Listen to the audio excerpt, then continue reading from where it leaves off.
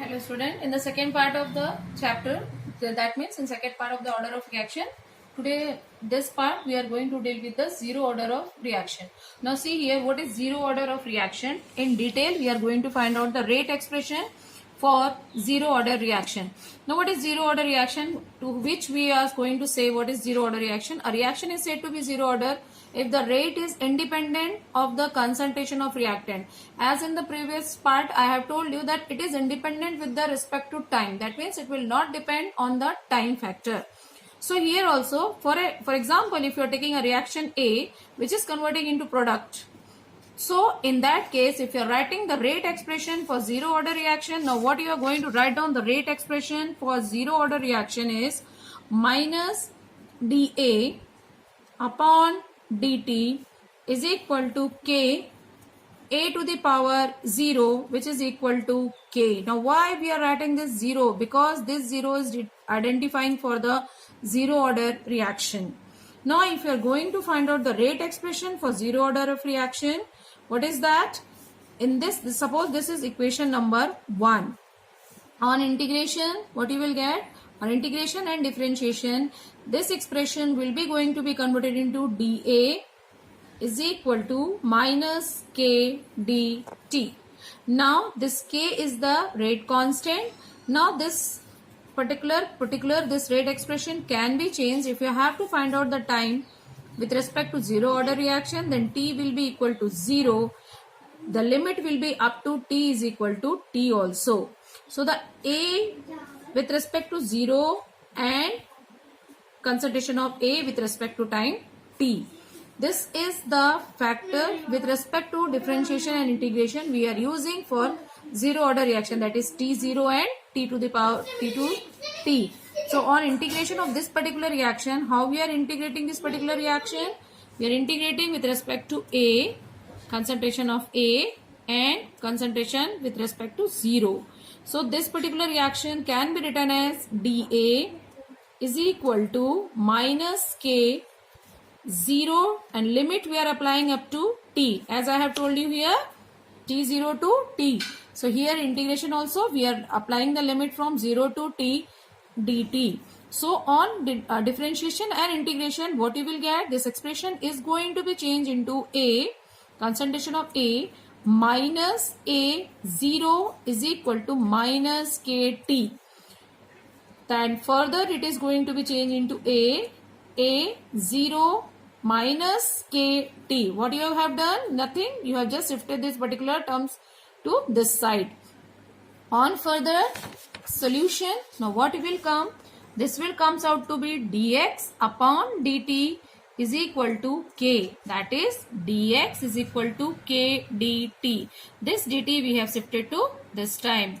Now on integration and differentiation, after of this particular term, for this respect to x, integration of dx is equal to k integration of dt. So this will be giving now particular terms solution. On solving this, you will get x is equal to kt plus c, where c is the integration constant. Now we have to find out the value of constant. So suppose you are applying the t is equal to 0, the amount of product formed x will also be equal to 0. Now this particular c will become equal to 0. So x is now becoming x is equal to kt. This is the rate expression for the terms of zero order reaction. Similarly, you have to find out the rate expression for first order reaction also. Now for the first order reaction, what is that? First order reaction, if you are telling the reaction is of first order, that means its rate concentration will be with respect to what? In zero order, rate concentration or the concentration is independent with respect to time. In first order reaction, the rate of reaction will depend upon the concentration of only one part. Not in all, but only one part. So let's see here how the first order reaction rate expression is determined. Same reaction, A changing to product.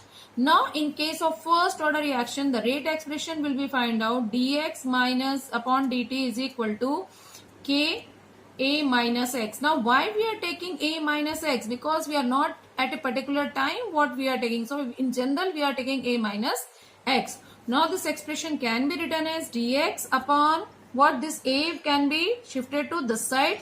So the expression will become dx A minus x. Now x is what? At particular time of interval, at any x fraction, and A is the initial concentration. So from initial you are substituting the final one. So A minus x is equal to k dt. Now the above equation on integration, this will become what? Dx upon A minus x is equal to k integration dt. Now solving this equation with respect to what? With respect to time t. Okay. Now the equation will become log e A minus x is equal to kt plus c. Again c is the what? Integration constant. So to evaluate the value of c, what we will do? We will do t is equal to 0. We will put the limit and x is equal to 0. So now if you are going to put this value t is equal to 0 over here and x 0 over here, the above expression will become c is equal to minus log e a. Okay. Now do you know what is this log e? This is the exponential terms e. That means integration log to the base e, not log to the base 10. Later on we are going to get converted into log to the base 10. Now if you are going to put this particular equation, suppose mark it equation number, this one equation number 1 and this equation number 2. So substitute the value of 2 in 1. What you will get? You will get minus log e A minus x is equal to kt minus log e a. So it will become, now what it will become? It will become log e a minus log e a minus x is equal to kt. What we are doing? Nothing we are doing. We are just shifting this time to the same side. Now second part of this particular expression, what it will become? It will become, after solving this complete part, you will get, what you will get? You will get log e a upon a minus x is equal to kt. Now I have already told this is log exponential form, log to the base e. Now we have to convert it into log to the base 10.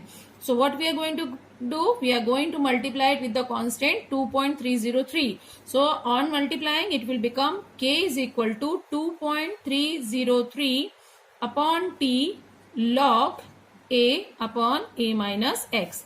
This is the rate expression for the first order reaction.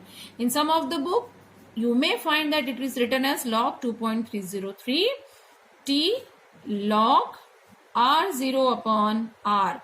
Nothing, this R0 is the initial one and this R is for the particular instant of time. Similarly, if you have to find out the half-life of the reaction, half-life is also important.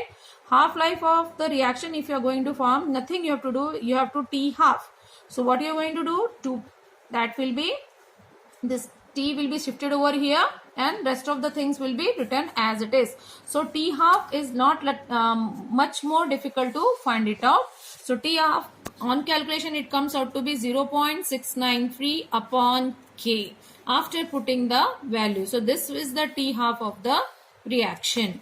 So now come here students. Now this is, in this way you can find out the up to nth order of reaction. 0 order, first order. Now I will tell you one interesting thing, that except this 0 order to nth order, there are pseudo order reaction also. Now what is pseudo order reaction? If you are going to see this word pseudo, pseudo means false. So if you are going to deal with the pseudo order of reaction, that means the particular reaction will not tell you the, suppose it seems to be a 0 order reaction, but the reaction is not 0 order, it is first order reaction. Okay, thank you. So now next part we will deal with the activation energy.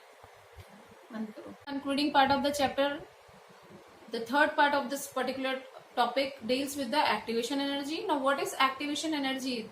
The activation energy is defined as the minimum amount of energy required by the reactant to get converted into product. For example, suppose you have to cross any hurdle and the amount of energy required to cross it is 10 kilocalorie and you are having only 5 kilocalorie energy. So that 10th energy is called as a threshold energy, and 5 energy is your minimum energy possessed by the reactant molecule, that is you, and this gap between this 5 and 10, that particular energy gap will be called as an activation energy. Now I can explain you with the graphical method. Now what is activation energy? Now see here what is the graph tells about activation energy. Suppose you draw a graph between what? Between energy and reaction coordinate. If you are plotting a graph between energy and reaction coordinate, so the energy of the reactant molecule is never zero. So you cannot start it with zero. It is minimum energy start is, suppose the energy is very less, so it will be starting from this particular area. So this particular area will be defined as what? The minimum energy produced by the reactant molecule, and it is getting converted into what? Converted into product. This is the energy of the product which is formed after the formation of substance. Now see here, this particular area, this height point is, this particular point is called threshold energy. Threshold energy. In other words, if you are going to see the definition for activation energy and threshold energy, it is little bit similar only. The minimum amount of energy required by the reactant molecule to participate in a reaction is called activation energy, and threshold energy will be what? It will be the minimum amount of energy required by the molecule, entire molecule, to get converted into what? Product. Now this gap, the gap between the energy between reactant and threshold, this particular energy gap is known as activation energy. This particular is known as activation energy. So if you are going to write down what is activation energy, it is threshold energy minus average kinetic energy of the molecule. Okay, and what is threshold energy? Threshold energy, if you are going to define, it is the initial energy of molecule of reactant molecule plus activation energy. Means sum of this energy, this energy and this energy will give you the threshold energy. So this is the part of activation energy. Now this activation energy theory was given by Arrhenius, how it identify for the particular reaction. Now what this Arrhenius theory tells. Arrhenius theory is written for this activation energy is K is equal to AE to the power minus EA upon RT. This is the definition and derivation given by Arrhenius for what? For activation energy for any particular reaction. Now K is the equilibrium constant, everybody knows it. A is here this activation constant, that is Arrhenius constant. This A is Arrhenius constant. This E is the log to the base E exponential form. This EA is the activation energy. R is the universal gas constant and T is the temperature. Okay. Now after solving this term equation, if you are going to solve this equation in respect to term log, now what it will come? It will comes out to be log K is equal to log A. Now it is an exponential form, no? So how you are going to write down? Minus EA upon RT. This is the, if you are going to write down the above equation in terms of what? In terms of log. But this is all in written, we are writing in terms of exponential form E. Now if the same expression is written in the form of log to the base 10, then the rate expression will be going to be changed into different form. Now what will be the rate expression if it is written in terms of log to the base 10? The above equation will become what? It will become, now see here, it will become log K, okay, is equal to log A minus EA upon 2.303 RT. This is simple expression for activation energy for any reactant terms. Okay, now if you are doing the comparison of reaction 1 and reaction 2, then this rate expression will be changing. Then the rate expression can be written as log K2 upon log what? Log K1. So log is common for both K1 and K2, because suppose the reaction activation energy is initially K1 and later on it become K2. Then the rate expression for this above reactions can be written as, this is the general expression. Now if you are writing for a particular reaction, so it can be written as log K2 upon K1 is equal to, now for the 2 reaction if you are writing, this log A will be getting cancel out. What is remaining? E upon 2.303 R. So 1 upon T1 minus 1 upon T2. Nothing we have done. This is the initial temperature and this is the final temperature. So that's why you have changed from K1 to K2. So that this above equation is for general term and this is for a specific reaction if the reaction is initially K1 and later on become K2 with respect to temperature T1 and T2. So this is the rate expression for what? For any particular reaction, you can compare the amount of energy required for the activation energy of the reaction. Now children, I request this chapter number 2 chemical kinetics we have completed. That means the first chapter is completed by Shraddha ma'am, solution chapter, and second chapter chemical kinetics I have completed. Now the assignment for the particular days of your holidays, I request all of you that you people just solve the NCERT numericals of this chapter using the formula which was given by myself and Mrs. Shraddha Agarwal. And most of the thing, if it will be better if you will follow the last year question papers, that which type of questions is asked from these 2 particular chapters. Okay, if it is possible, if you are having any kind of problem or any sort of problem, our numbers are there. You can personally call myself and Shraddha ma'am if you are not able to understand any kind of formula or any difficulties if you are facing in numerical solution. Basically, I request you people to solve the last year, previous year question starting from 2010. So that you will get an idea that which type of question is asked from this particular chapters. Maybe possible this due to this lockdown, government is going to reduce some of the portions. So that's why we are not dealing in too much part of the chapter. Maybe possible that some of the portions they are going to reduce. So later on we will just tell you which portions are going to be reduced.